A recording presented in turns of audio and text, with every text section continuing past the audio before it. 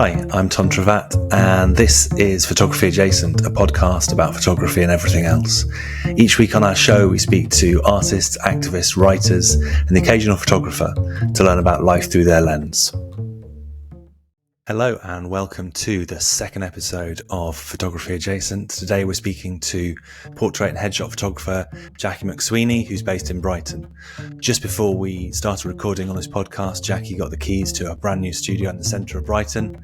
So we talked through the idea of running a studio, how studios impact the work that you do, and of course Jacqui's history as a wedding photographer and as a photojournalist, a job that she got by pretending to be a photographer in a bar many years ago. So listen through to this podcast and like and subscribe in the little buttons below. Thanks. Jacqui McSweeney, thank you very much for joining me today on Photography Adjacent. We've maybe known each other for a few months now, as part of the Headshots Matter team. And we've met in person, which is not true of everyone that I've spoken to on the podcast so far. But for people who don't know you, could you give me a little bit of kind of information about who you are, what you do, and a little bit of background information about you? Sure. I'm Jacqui and I'm based in Brighton. I've been a photographer, and it's sort of scary to say it out loud, but I actually went self-employed on the 1st of the 1st, 2000.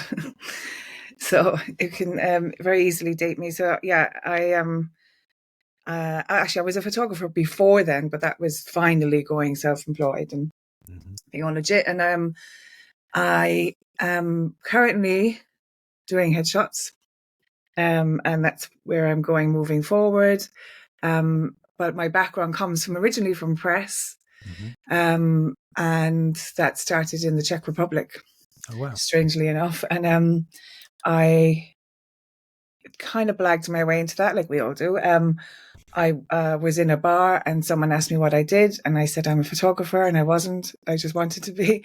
And he said I own a newspaper, and then, which is not something that normally happens. And then the next day I was on a flight to Italy to do a press junket thing, which was lovely. And then he offered me a job, and then so that was it. And I moved to Prague for 2 years to be a photographer. That's incredible. Which was amazing. It was in an English language newspaper, and it was a very exciting time when Prague was opening up. That part of the world was opening up.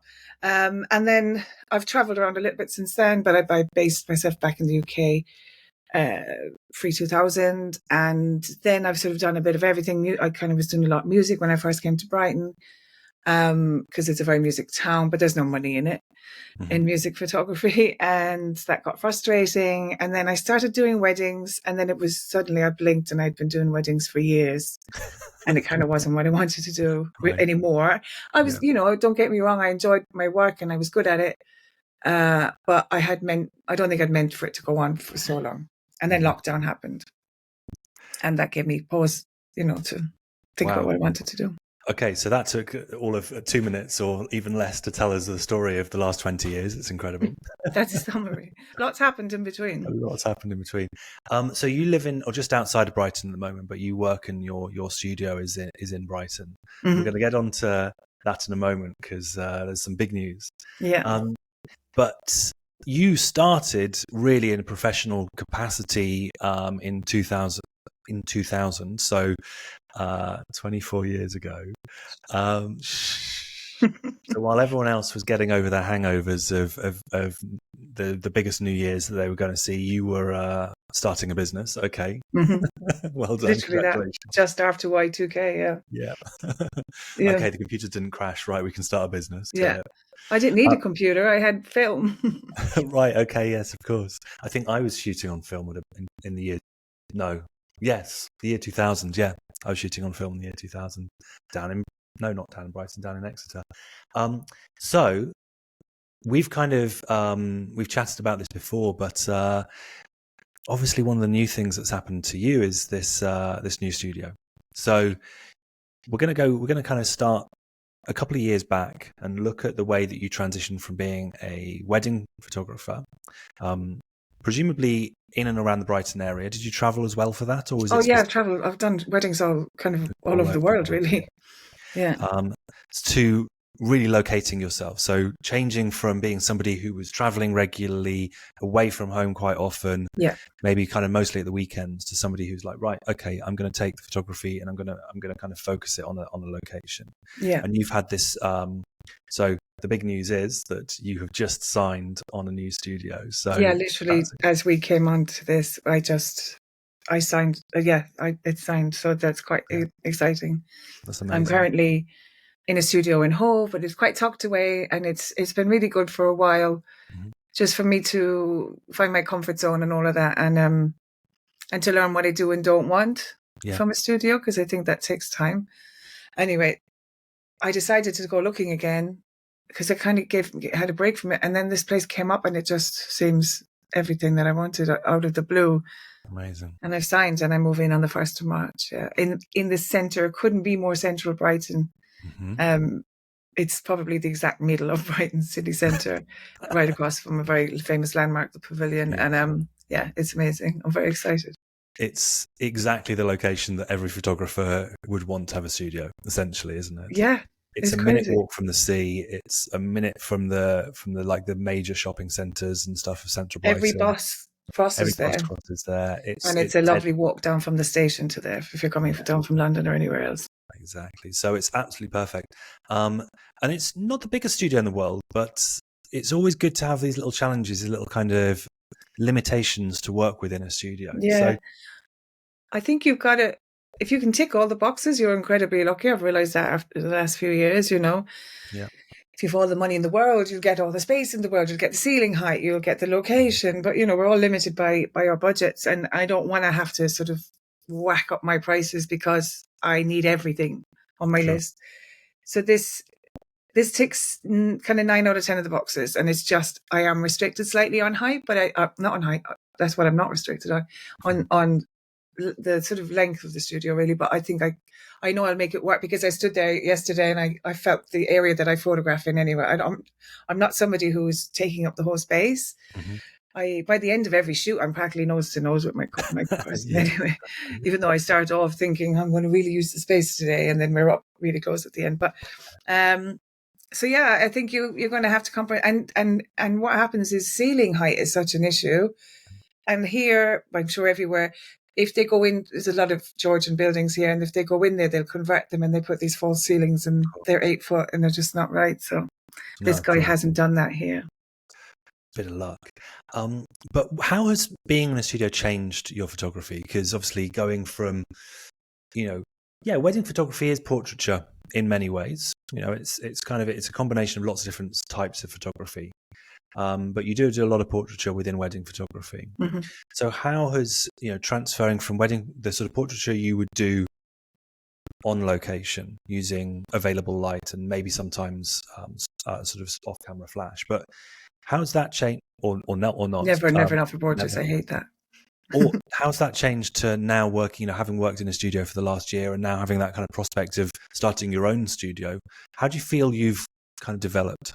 Or how's it took me time to slow down because on a wedding day, you're just bang, bang, bang going, not like bang, bang on the shots. I do consider every shot I take, but the day is mental and there's a lot to fit in and you might be going to different locations. Yeah. So it took me quite a while to sort of get in the moment and just be still. And I probably still have to rein myself in with that and remind myself that this is our time and we can just be there together. So that was the main thing for me, really, was slow down. It's just you and your subject, which is what I wanted. And yeah, that's it, really. And of course, you don't have the environment to tell the story. You're like, I just have the person, and whereas in my background, I had everything involved in that image that would tell the story. So telling the story became a different process. Yeah, of course. I always find that, because I've had a number of different studios over the last couple of years, one of which was in my flat, which I'm in at the moment. And I always find that the studio space makes the biggest difference to the quality of the work or the feeling of the work. It changes each time I move a studio. There's something different about that work. Whether that's the light, whether I'm using natural light, or whether that's just the the fact that some studios have got white walls and grey floors, and some studios have, or some spaces have got a color in that on the floor or something like that, which adds a different kind of color into certain parts of the skin tones. Yeah. Or if it's just really the feeling of the space, like the size, the kind of, the sort of the atmosphere that the space brings.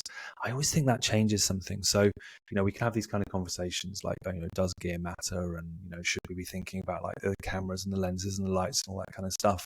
I think we should include like the studio on that list, because it very much, it does matter.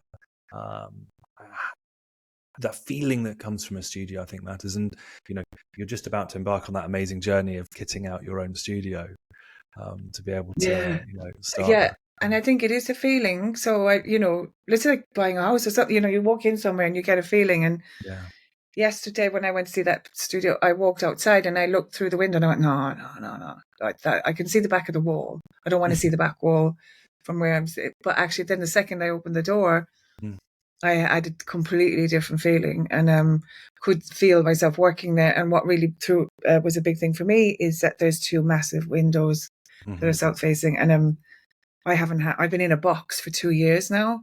Where are we? February? Yeah, it's almost exactly 2 years, and in basically a black box. So it's going to be amazing to have available light again. And I'm glad I've waited, and so that all the skills that I've got from just shooting without available light, can I bring that back into my available light shooting, and so I can now put the two of them together, I think.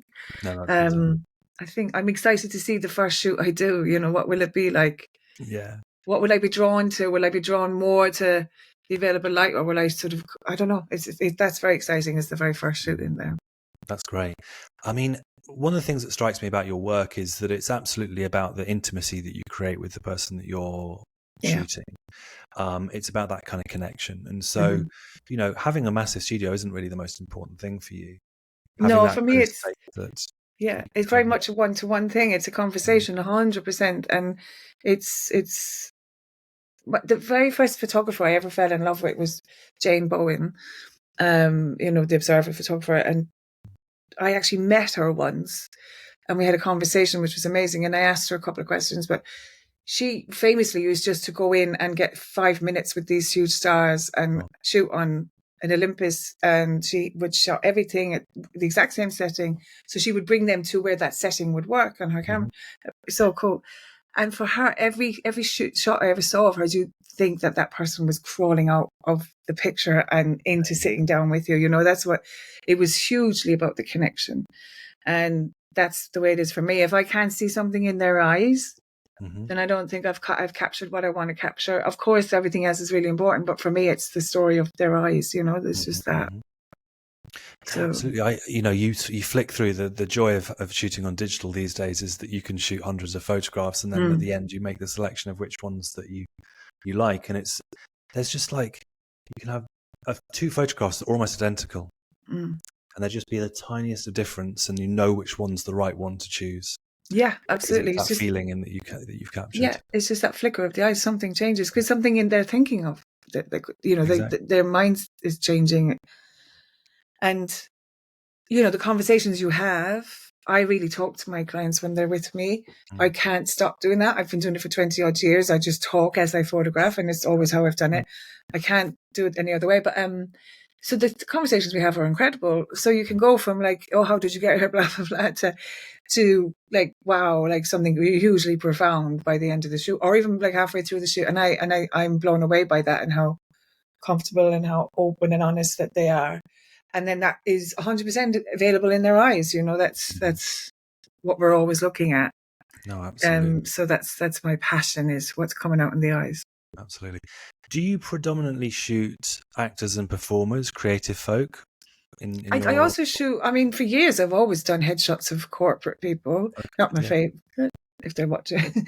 And corporate people are watching this, that's for sure. Corporate people who are really. But then I have some clients. I've had some clients who really care what it looks like. So absolutely. I've got a firm of solicitors in London who really want interesting shots every year, and I love that. And then you've got the people who you think, well, you could book anyone because they just want someone up against a white wall. Of course, so I've always done that, and but then I will still get people in the studio who, like, I just did a woman who's just retrained as a psychosexual counselor. Brilliant. And she came into the studio for her website shots, and amazing conversation there. So no, they're not all actors and performers. Mm-hmm. They're kind of a mixture, really. Entrepreneurs, yeah. Because Brighton's an interesting town. It's close enough to London that people could make their journey down from London or nearby to see you. But it's also close enough to London that people might go, do you know what, I'm going to work with a photographer in London and get the train up to see them. So there's that kind of competition. Yeah, that's my challenge. Yeah.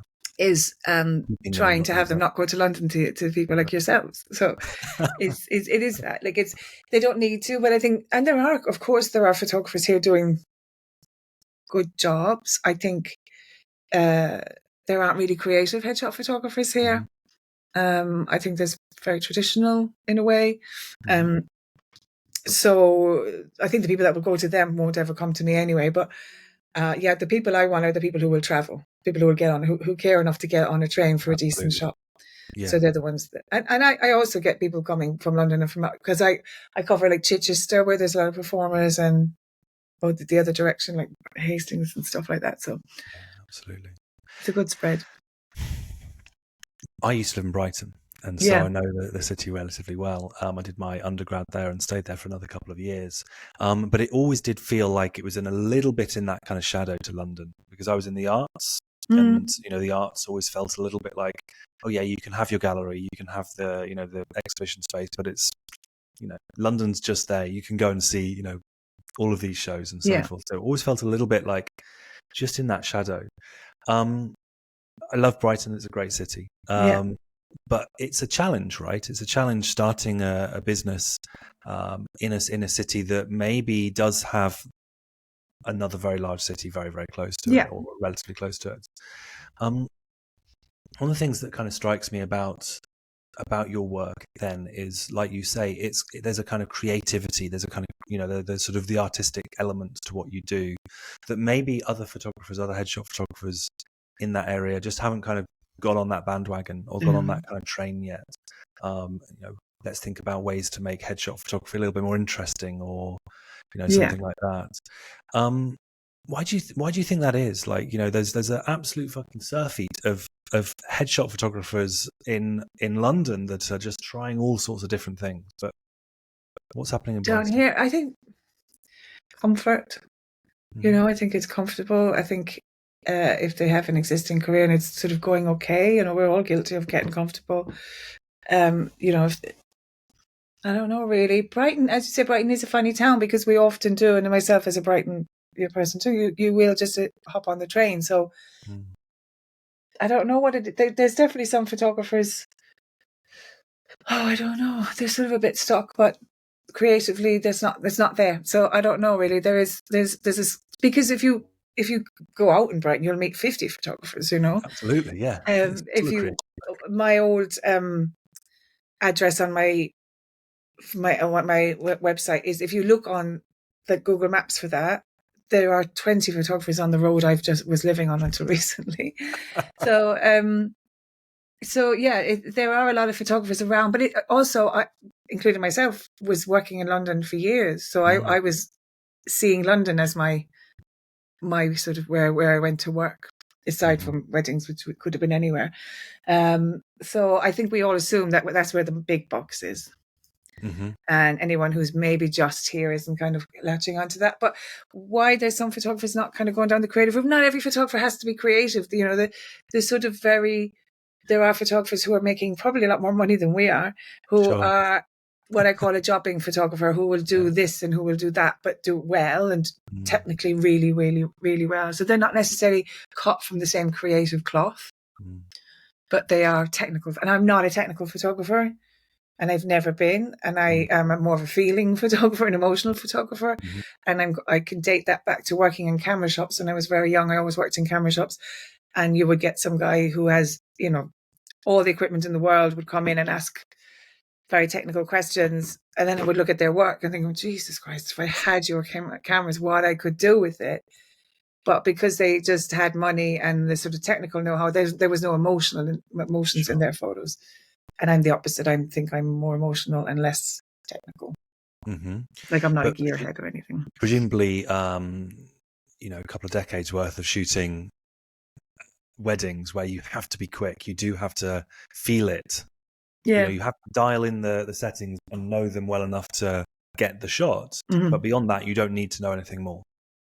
In a way, do you? Well, yeah. Well, you don't need to know about studio lighting because you're not using it. Well, actually, I do. I do use off camera flash for certain situations. You need, yeah, but I've been doing it so long. I know exactly. I shoot everything manually on weddings, and I know what works for me, and I know where I'm shooting for. If I'm shooting for the shadows, and all that sort of stuff. So I know it inside out. And then when you go bring that to the studio, it's incredibly different. It's like starting again, or it's like shooting. It's like writing your right hand and then writing with your left hand. I think. Do you feel like you started again when you got into the studio for the first time? Yeah, definitely. Because I don't think I can see that in your work necessarily. Like I can see the sensibilities of somebody who knows how their way around a camera in your work. Yeah, the camera is fine. So it was all the rest of it that came with it, especially because I always relied on available light, and I know that comes. There's an element of fear in that. I would think, no, it's fine. I'm great with available light, so I'll just stick with it. But of course, there were times it would have been great to add something in, but I was just afraid of it for a long time. Yeah. And I sold myself as an available light photographer, but I realize now that there was a lot of fear with that. But it takes a while to not be like a window light to me is just I can do whatever I want with it and shape the light really well with it. But then suddenly you're in a studio where you're using. You have to get to know which modifier works for you, and that takes time actually because you buy all the modifiers, and you buy loads. I have to have that one, and then you think, God, that looks awful.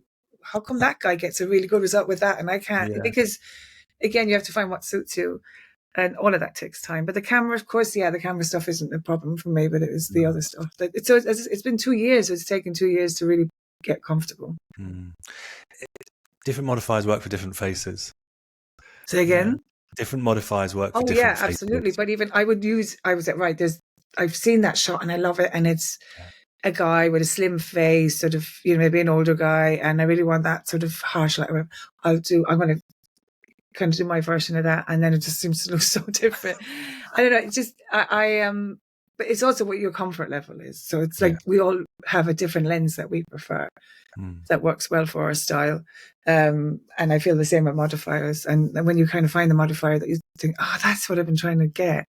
And suddenly I have it now. That takes time. It makes sense, yeah. Yeah, I found that fairly recently with a new modifier that I've got. And it's just like... What is it? It's just an umbrella, kind of big, white on the inside. I'm sorry, like you, technically, I'm not... What size? Quite big. Yeah, well, that's probably the same. So that's probably the like 100. That's the one I love. The very large white umbrella. Yeah. I've got a 160, and I think it's like maybe 120. I think 120 centimeters. Yeah, the 120. Yeah, because the 7 foot is the next one up from that. Sure. So this is 5 foot. So this is probably the same one we're talking about, and the 7 foot that I do know is supposed to be amazing. Maybe I can get it now in the new place, but I just think, what, 7 foot? But I have, I know it would be good, and I will that's probably my next purchase. But same, big, soft. That's what I like. Exactly. While we're on the subject of gear, and you did mention lenses, come on then, what do you shoot on? 50. And that's my 50 mil, and I shoot on some old I shoot on Nikon. So I have, my trusted 50 1.8 with a Nikon Z, but then I have a beautiful old vintage 50 mil that I got actually on a trip back to Prague recently, and about a year ago, and that's beautiful. Yeah. Obviously it's a slower way to shoot, and I maybe don't favor being too slow, but it's lovely. It's just soft. It's very soft, which I love. And that's mainly what I shoot. I pull out the 85 and I put it away again. I can't get it. In every other aspect of photography outside the studio, I know the 85 is amazing, but for me, it doesn't really work. So I would like to try 58 and, like play around with other lenses, and I will. But for now, it's 50. Yeah, makes sense. I mean, I do find 85 a little bit tight. When it's on a full frame, but because I shoot on medium format, it resolves around 67 mil, which is what I feel much more comfortable at. It's a very pleasing kind of focal length. So Yeah. anywhere between 50 and 70 mil really works for me. Whereas if it's wider than 50, it just feels, No. it's just like, you know, No. it's like the I wouldn't 90s. dream of it. I mean, I have one shot on my website that I love, and it was accidentally shot on a 24 mil because I was running out the door thinking in a drawer, I was like, I'm sure I've got a really old 50 mil in there. I must bring that to the studio, and shoved it in my bag and then put it on in the shoot, and then realized it was a really old 24 mil. And I love the shot, but this woman could take it, you know what I mean? Like, because it just worked, but it wouldn't work with everyone. But that's then what made me think, okay, well, now I need a vintage 50 because I love the kind of quality of it. Or it's a path. Once you start going down that vintage lens path, it's a. Well, I tell you what, don't go to this camera shop that I went to in Prague, because it's 3, 4, 5 floors of camera equipment, and about 2 of them are vintage stuff. One whole place, one part of it is Leica. It's just one of the best camera shops you could ever go to in your life. So don't go there if you want to come away without any money. Well, I will. I'll get the details after we finish. It's very cool. Sounds amazing. Mm. Tell me about a shoot that you've done recently that you really loved.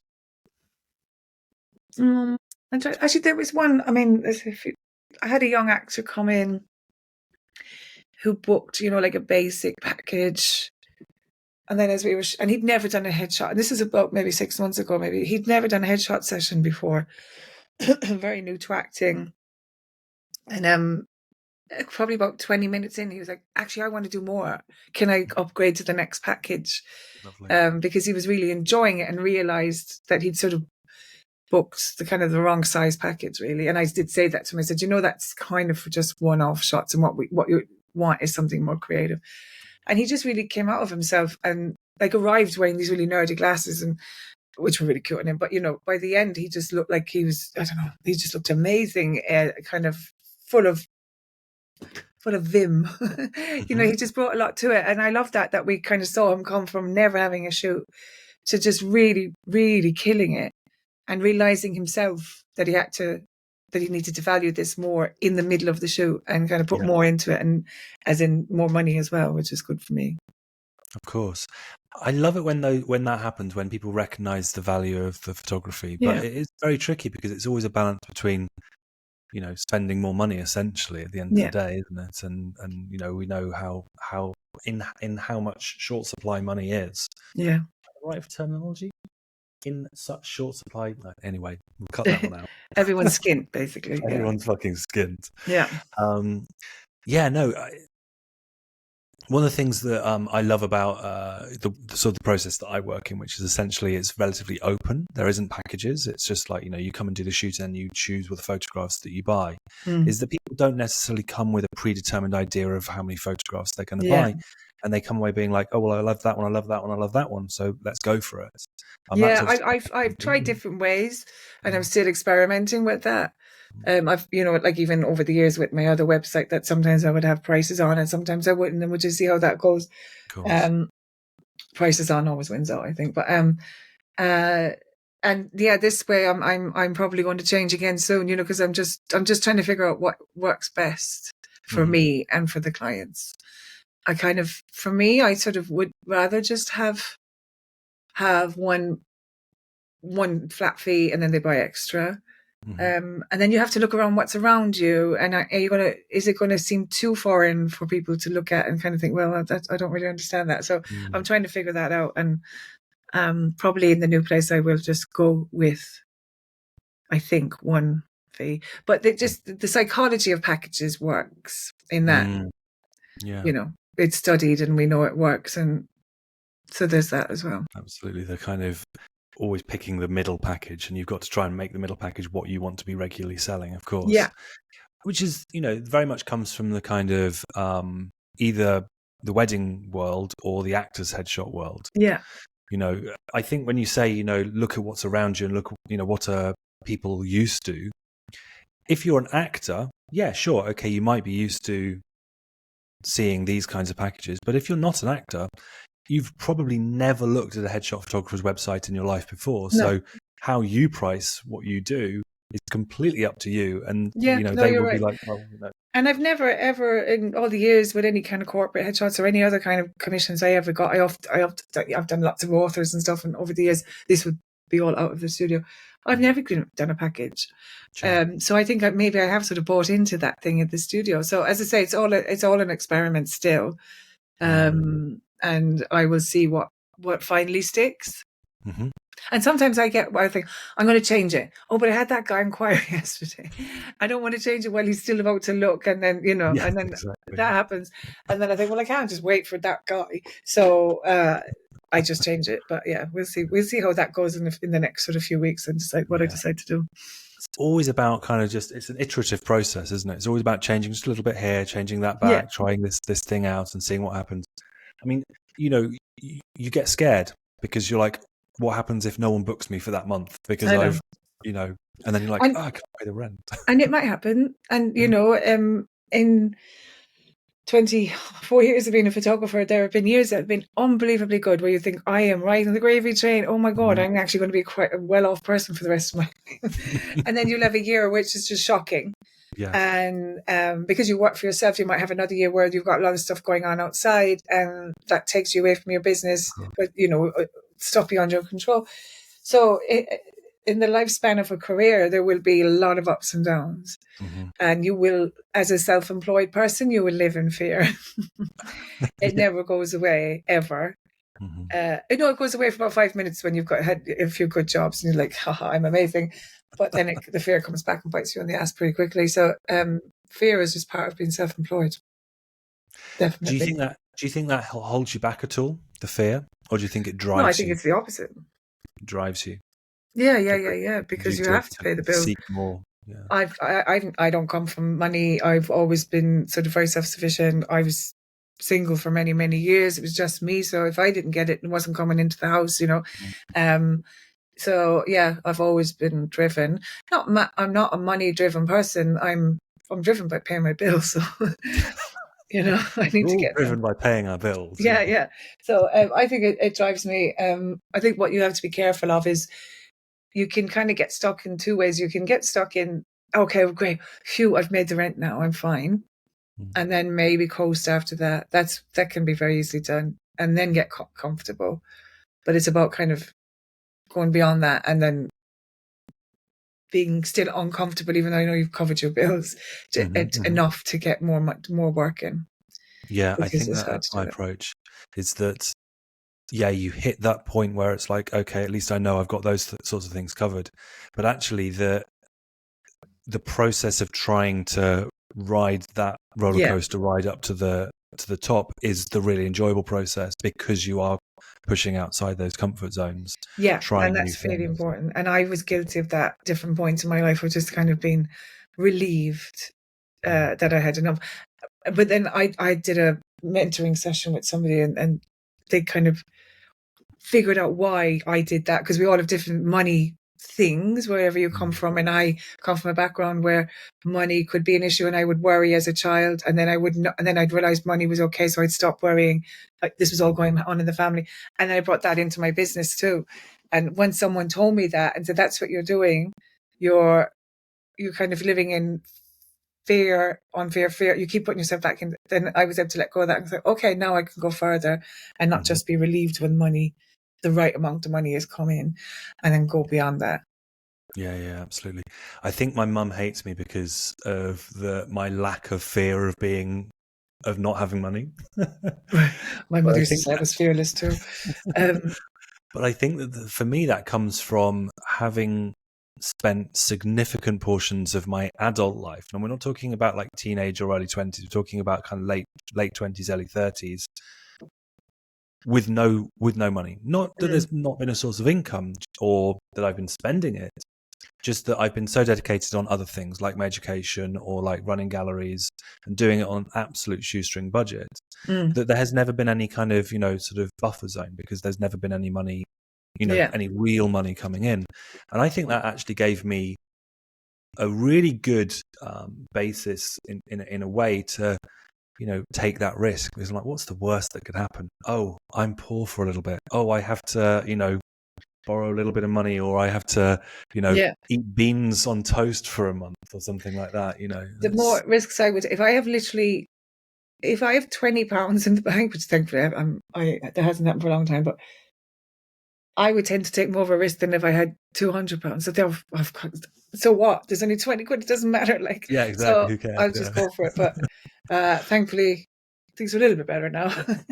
But yeah, money's thing. I'm not money driven. Sometimes I look at other professions and people I grew up with, and I think, okay, they're probably more sorted because they haven't gone for a creative career.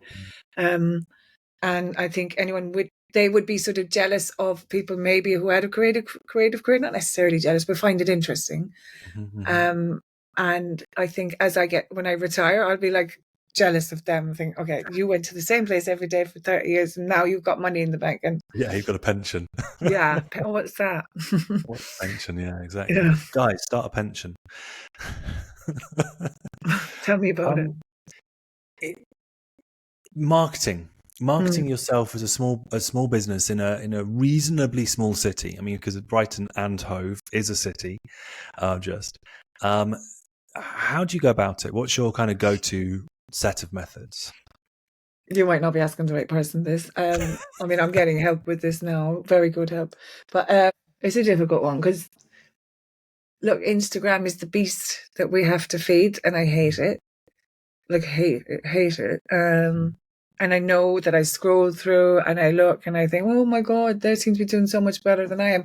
But of course, Instagram is full of bullshit.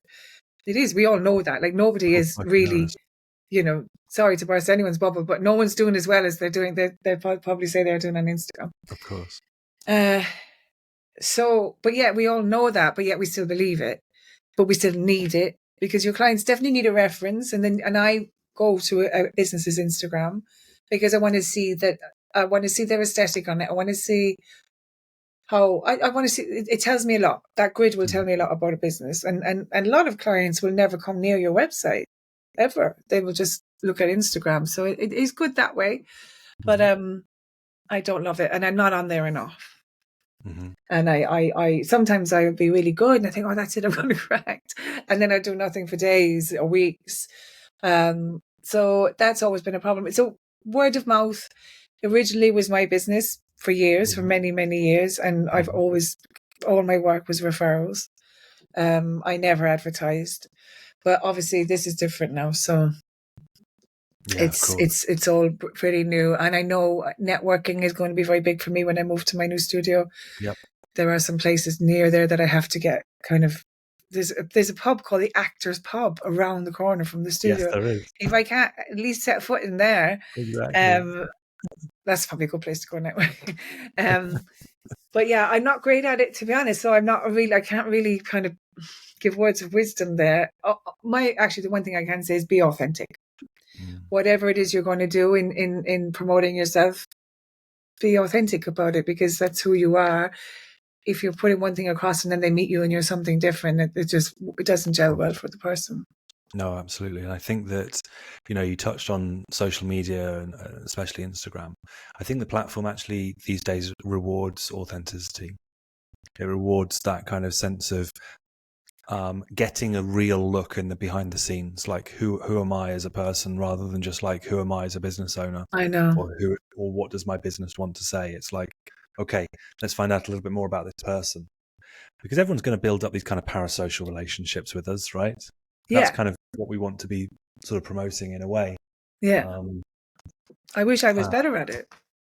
Yeah, it is tough, but I don't think it's my language. I think, I wasn't born and bred with it, so I feel maybe I'm just that bit too old, and I think I'm better at it than other people my age might be. But like, I don't know. I think if you I look at some guys who are in their 20s and what they put together on social media is fantastic, Absolutely. because it's just easy for them. It comes very naturally to them. And I think that's probably where some of us photographers who've been around for a while might struggle a little bit, is because I never understood. I'm starting to understand it more, but it's taken me years. Why do I have to sell myself as a person? Why? Like, what's that got to do with the price of eggs? I'm like, look at my work, and if you like my work, book me. If you don't, and I have photographers that I know who will, their whole Instagram is far too personal, I think. It's a lot of stuff about them. And it feels very self-involved. And I think I hit a wall a few years ago when there was a photographer I knew, a woman who was just taking selfies of herself in her underwear and saying she was speaking her truth. And I swear to God, I nearly threw my phone off a wall. I thought, Jesus Christ, what the hell is that about?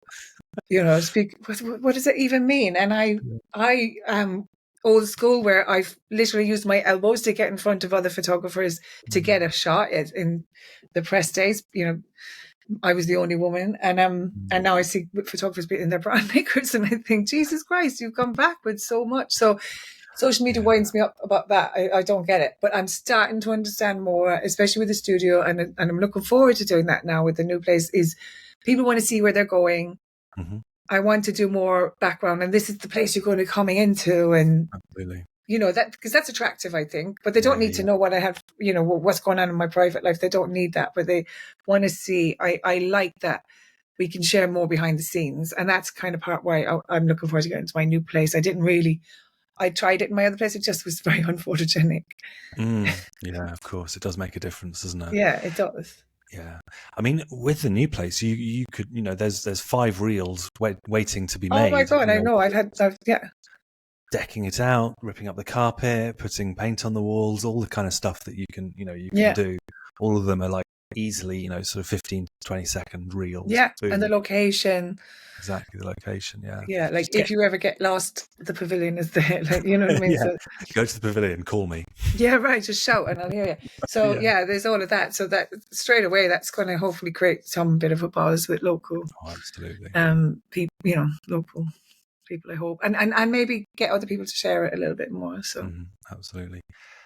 If you could share some advice for I'm not going to say younger self, because I think that obviously you were getting into a different type of photography, 20 years ago, but a version of you that was getting into headshot portraiture that you're doing at the moment, what would your advice be? Don't buy all the things. Don't buy all the things, yeah. Yeah, take your time. And that's hard to do because you think, oh, I need this and I need that. And you and I can understand why you think you need that. I really do. But start off very minimalist, I think, and then add on if you feel you need it. I think that's you hire things, sure, rather than buying a very expensive modifier and then it just sits there. So maybe hire stuff, secondhand, Gumtree. Yeah, think about the lighting stuff. I made a mistake with. Well, no, I don't. I've got Ellen Chrome and I love them, nice. But I use Godox stuff outside of the studio. So I have a bag that's ready for outside the studio for any kind of corporate or stuff like that. And I wish I should have just stuck with Godox for the studio, because then everything is interchangeable. So that was a bit silly. These proprietary mounts that they all have, right? I know, right? But I mean, I love the Ellen Chrome modifiers. I absolutely adore them. And I know that I haven't yet gone down the constant lighting thing, but I will get adapters for them. But so I think it's just take your time. Don't necessarily shoot people because I think it's hard to get what you want from people who know you really well. I've always found that. One good tip is I've always used is life models, because I think they're brilliant to have in the studio. They're very used to being sitting around for a while, and they have a very specific hourly rate. If you're not just doing trading for free stuff, you actually pay these people because we want to be paid, so it's good to pay them. So I think hiring your local life models is a brilliant way to get used to working in the studio and working with new people.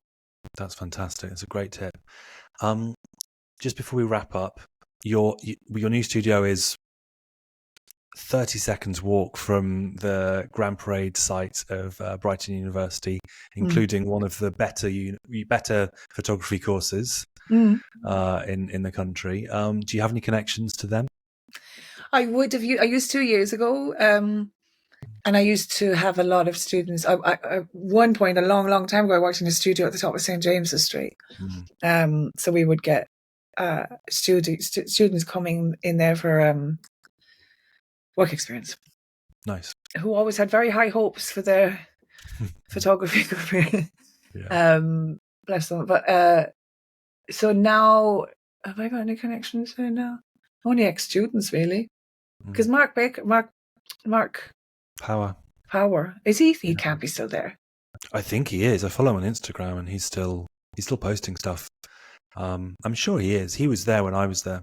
Yeah. Whenever I used to go there a lot when I was younger, go to all the end of year exhibitions and stuff like that. He was the guy, wasn't he? His Absolutely. industrial photos and stuff. But yeah, he did come up on my Instagram actually. So I must have a look again.